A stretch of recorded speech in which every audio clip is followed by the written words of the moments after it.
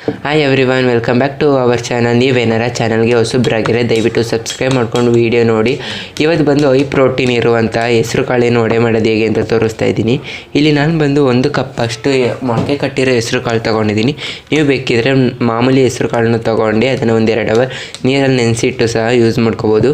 ಈಗ ಇಲ್ಲಿ ಒಂದು ಮಿಕ್ಸಿ ಜಾರ್ಗೆ ಸಣ್ಣ ಈರುಳ್ಳಿನ ಕಟ್ ಮಾಡಿ ಹಾಕ್ಕೊಳ್ಳಿ. 8 ಬೆಳ್ಳುಳ್ಳಿ ಹೆಸರು ಹಾಕ್ಕೊಂಡಿದ್ರೆ 5 ಶುಂಠಿ ಪೀಸ್ನ ಕಟ್ ಮಾಡಿ ಹಾಕ್ಕೊಂಡಿದ್ದೀನಿ. ಬೆಳ್ಳುಳ್ಳಿ ಶುಂಠಿಗಿಂತ ಸ್ವಲ್ಪ ಜಾಸ್ತಿ ಹಾಕ್ಕೊಳ್ಳಿ. 2 ಒಣಮೆಣಸಿನ್ಕಾಯಿ ಹಾಕ್ಕೊಂಡಿದ್ರೆ ಅರ್ಧ ಸ್ಪೂನ್ ಜೀರಿಗೆ ಹಾಕ್ಕೊಳ್ತಾ ಇದ್ದೀನಿ. 1/4 ಸ್ಪೂನಷ್ಟು ಪುಡಿ ಮಾಡಿರೋ ಚಕ್ಕೆ ಹಾಕಿದರೆ 2 ಲವಂಗನ ಕುಟ್ಟಿ ಹಾಕ್ಕೊಂಡಿದ್ದೀನಿ. 1/4 ಸ್ಪೂನಷ್ಟು ಅರಿಶಿನ ಹಾಕಿದರೆ ಅರ್ಧ ಸ್ಪೂನಷ್ಟು ಮೆಣಸು ಹಾಕ್ಕೊಂಡು ತರ್ತರಿಯಾಗಿ ರುಬ್ಕೊಂಡು ನಾವೇನು ಹೆಸರು ಕಾಳು ತಗೊಂಡಿರ್ತೀವಿ ಅದನ್ನು ಸಹ ಹಾಕ್ಕೊಂಡು ತರ್ತರಿಯಾಗಿ ರುಬ್ಕೋಬೇಕು. ನಾವು ಯಾವುದೇ ವಡೆ ಮಾಡಬೇಕಾದ್ರೆ ಕಾಳನ್ನ ತರ್ತರಿಯಾಗಿ ರುಬ್ಕೊಂಡಾಗ ವಡೆ ಚೆನ್ನಾಗಿ ಬರುತ್ತೆ. ಸೊ ನೆಕ್ಸ್ಟ್ ಇಲ್ಲಿ ರುಬ್ಕೊಂಡಿರೋ ಮಿಶ್ರಣನ ಒಂದು ಬೌಲ್ಗೆ ಹಾಕೋತಾ ಇದ್ದೀನಿ.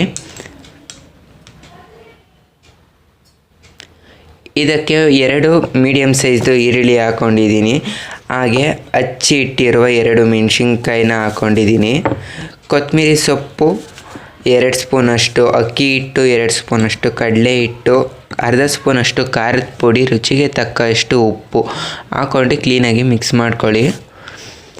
ಅಕ್ಕಿ ಹಿಟ್ಟು ಹಾಕೋದ್ರಿಂದ ವಡೆ ತುಂಬಾ ಗರ್ಗರಿಯಾಗಿ ಬರುತ್ತೆ, ಅದಕ್ಕೋಸ್ಕರ ಅಕ್ಕಿ ಹಿಟ್ಟು ಹಾಕ್ಕೊಂಡಿರೋಂಥದ್ದು.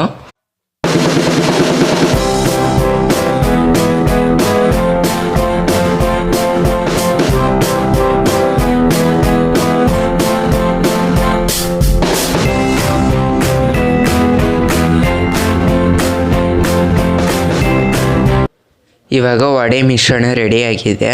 ಇದನ್ನು ನೀವು ಬೇಕಿದ್ರೆ ಎಣ್ಣೆಯಲ್ಲಿ ಸಹ ಡೀಪ್ ಫ್ರೈ ಮಾಡ್ಕೋಬೋದು, ಆದರೆ ನಾನಿಲ್ಲಿ ಡೀಪ್ ಫ್ರೈ ಮಾಡೋಕ್ಕೆ ಹೋಗ್ತಿಲ್ಲ.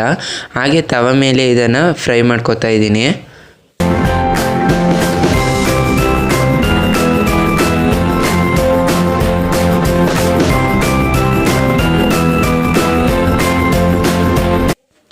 ವಡೆನ ನಿಮ್ಗೆ ಯಾವ ಶೇಪಿಗೆ ಬೇಕು ಆ ಶೇಪ್ಗೆ ಹಾಕ್ಕೊಳ್ಳಿ. ಹಾಕ್ಕೊಂಡು 1-2 ನಿಮಿಷ ತಟ್ಟೆ ಮುಚ್ಚಿ ಬೇಯಿಸ್ಕೊಳ್ಳಿ. ಬೇಯಿಸಾದ್ಮೇಲೆ ಇದನ್ನು ಉಲ್ಟಾ ಮಾಡಿ ಸಹ ಬೇಯಿಸ್ಕೊಳ್ಳಿ. 2 ಸೈಡು ಕ್ಲೀನಾಗಿ ಬೇಯಬೇಕು.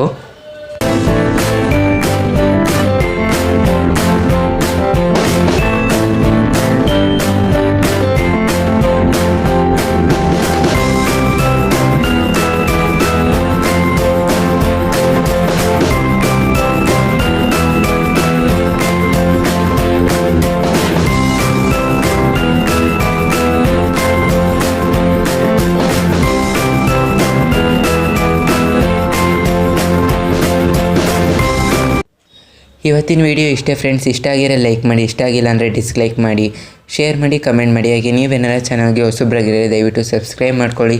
ಸೊ ಇವತ್ತಿನ ವಿಡಿಯೋ ಇಲ್ಲಿಗೆ ಎಂಡ್ ಮಾಡ್ತಾ ಇದ್ದೀನಿ. See you all in the next video. Thank you for watching this video. Bye.